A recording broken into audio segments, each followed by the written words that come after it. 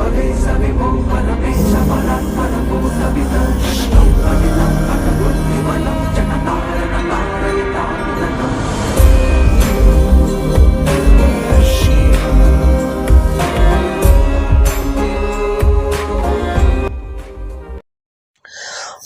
नमः शिवाय। मैं हूं एस्ट्रोलॉजर के.एम. सिन्हा और मैं अपने यूट्यूब चैनल पर आप सभी का हार्दिक स्वागत करता हूं। सचिन पायलट ने जिस तरीके से आज अनशन किया, तो प्रश्न यहां पर यह बनता है कि आगामी आने वाले चुनाव में क्या ये कांग्रेस को छोड़कर या तो अपनी पार्टी बनाएंगे या भारतीय जनता पार्टी के साथ जाएंगे। इस पर मैं प्रेडिक्शन देने जा रहा हूं। इनका बर्थ डिटेल क्योंकि एग्जैक्ट अब मिल गया है। पहले जो वीडियो मैंने पोस्ट किया था 2019 में सचिन पायलट जी के लिए, तो उसमें मैंने सूर्य कुंडली और चंद्र कुंडली को आधार लेकर ही प्रेडिक्शन किया था। लेकिन अब क्या कहती है इनकी कुंडली, ये बहुत महत्वपूर्ण हो जाती है क्योंकि बर्थ डिटेल फाइनली मिल गया मुझे। तो इनका जो बर्थ डिटेल है सितंबर 7 1977 5:28 AM और सहारनपुर में इनका जन्म हुआ था। तो इनकी कुंडली अगर आप देखिएगा तो 13 डिग्री का लगन है और सिंह लगन की कुंडली बनती है और मिथुन राशि बनती है। तो सिंह लगन की कुंडली में लगन में ही सूर्य है, बुध है और शनि है।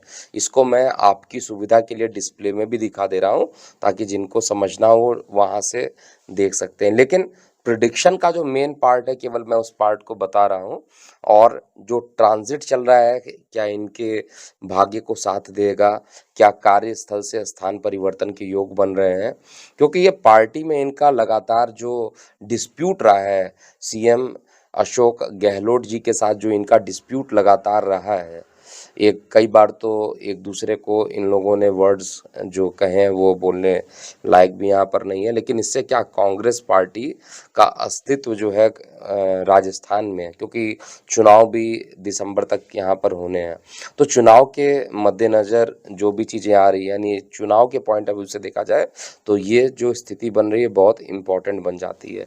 इस समय इनकी जो कुंडली है वो उसमें दशा चल रही है शनि की दशा, और सिंह लगन में शनि हमेशा मारक का काम करता है।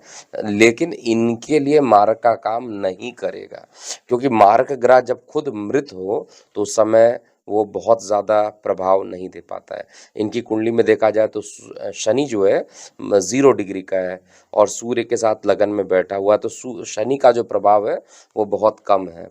सूर्य बुध का जो युति इनके पास बना हुआ लगन में ही, ये इनको एक कम एज में ही कहा जाए तो एक अच्छी प्रतिष्ठा और राजनीतिक क्षेत्र में इनको सफलता मिली। अजमेर से इन्होंने चुनाव लड़ा, 2004 में लोकसभा चुनाव जीता और अभी जिस तरीके से इनकी परफॉर्मेंस चली है, अभी सीएम के लिए लगातार ये प्रयास कर रहे हैं और सीएम का जो पोस्ट है इनको मिल नहीं पा रहा है।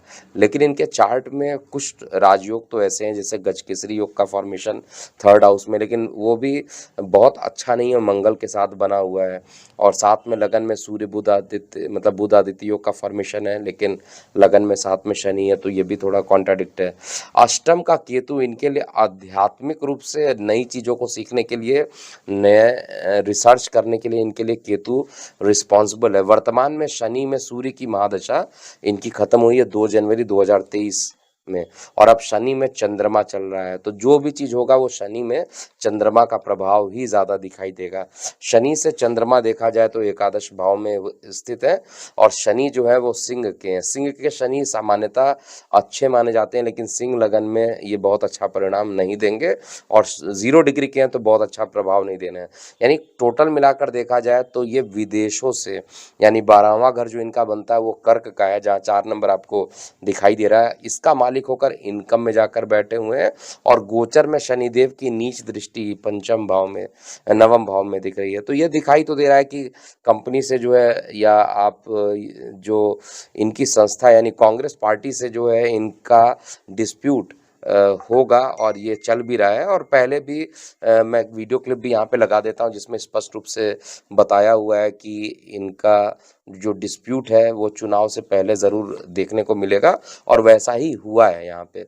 और इस डिस्प्यूट के चलते जो है परेशानी आगे आने वाले समय में ज़रूर है, लेकिन भाग्य इनका बहुत ज़्यादा सपोर्टिव है नहीं। तो भाग्य सपोर्टिव नहीं है तो इसलिए सीएम के पोस्ट पे तो ये चाहे ये पार्टी चेंज भी कर ले तो सीएम वाले पोस्ट में नहीं जाएंगे, लेकिन ये पार्टी निश्चित रूप से चेंज करने वाले हैं, ये कन्फर्म हो।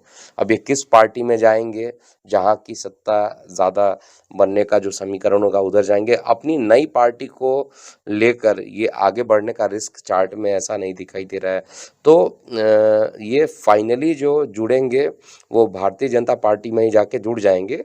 और पिछले बार भी जो प्रेडिक्शन दिया गया था वो सूर्य कुंडली चंद्र कुंडली के आधार पे दिया था और यहाँ पे एग्जैक्टली बर्ड डिटेल है, तो इसमें जो रिजल्ट आएंगे प्रिसाइजली सही आने की संभावना ज़्यादा मुझे दिखाई दे रही है। गोचर में केवल और केवल जो परेशानी मुझे दिख रही है वो भी 22 अप्रैल के बाद से समय इनका कहा जाए तो भले ही गुरु चांडाल दोष का फॉर्मेशन होगा, लेकिन इनका जो पंचमेश था वो नवम त्रिकोण में जाकर बैठेगा तो अच्छा परिणाम देगा। नवम त्रिकोण में बैठने के कारण जो परेशानी चल रही थी, जो भाग्य का सहयोग बहुत ज़्यादा नहीं मिल रहा था, वो 22 अप्रैल के बाद से बढ़ेगा, 12 जुलाई के बाद और अच्छा हो जाएगा। और उसके बाद जब ये 2023 में जब ये चुनाव होगा उस समय जो गोचर चलेगा उसमें बृहस्पति का पूरा सहयोग इनको मिलने वाला है, क्योंकि बृहस्पति जो रहेंगे वो नवम में रहेंगे पूरे तरीके से और जो राहु है वो अष्टम भाव में जाएंगे। अष्टमेश भाव वे राहु जो होते हैं, यानी अष्टम स्थान पे जो राहु होते हैं वो एक बड़ा लाभ भी देते हैं, तो अकस्मात एक लाभ भी देंगे। और लाभ किस चीज़ का देंगे, क्योंकि करियर इनका जो है यानी इनका जो फील्ड है वो पॉलिटिक्स का है, तो पॉलिटिक्स से रिलेट का जो कारक है वो भी राहु है। तो राहु का जो प्रभाव होगा, राशि परिवर्तन होगा, इनके लिए एक अच्छा टर्निंग पॉइंट देगा। लेकिन फिर भी सीएम के पोस्ट तक पहुंचना इनके लिए अभी भी मुझे दूर दिखाई दे रहा है। ये पार्टी चेंज कर ले 2025 के नवंबर के बाद जब शनि में राहु आएगा तब जाकर अकस्मात इनके सीएम बनने की संभावना कुछ ज़्यादा रहेगी। तो अभी के लिए इतना ही। मैं हूँ एस्ट्रोलॉजर के सिन्हा। ओम नमः शिवाय।